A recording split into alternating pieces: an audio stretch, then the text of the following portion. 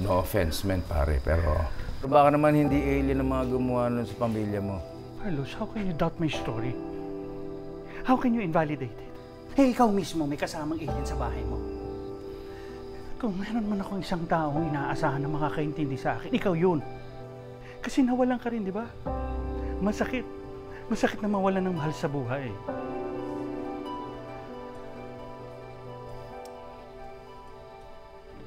Pare, I'm sorry. Ba't tinago mo sa akin to? Ngayon ko lang nalaman, pare, na buhay pa pala sila. Carlos, sino man ang maniniwala sa akin? Kanino ko sasabihin?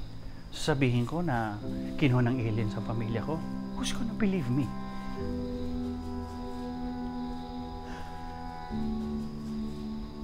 Bro, ang hirap eh. At least ikaw alam mong namatay si Catherine. Pero ako hindi ko alam kung nasaan ang nanay at tatay ko. Pasensya na if I came in too strong kay Grace.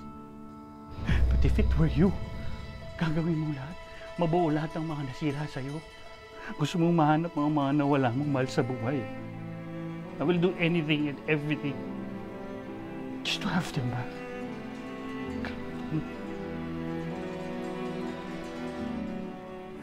Tulungan niyo naman ako. Tulungan mo naman ako, Carlos.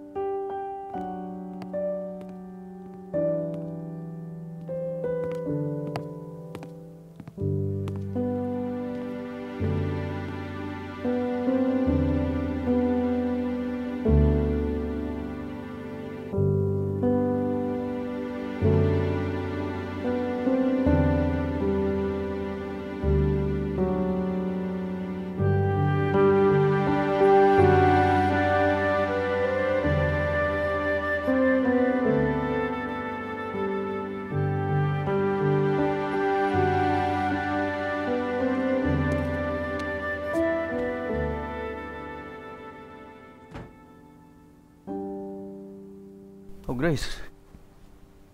Hindi ka pa nagpapahinga. Hindi pa ako lobat.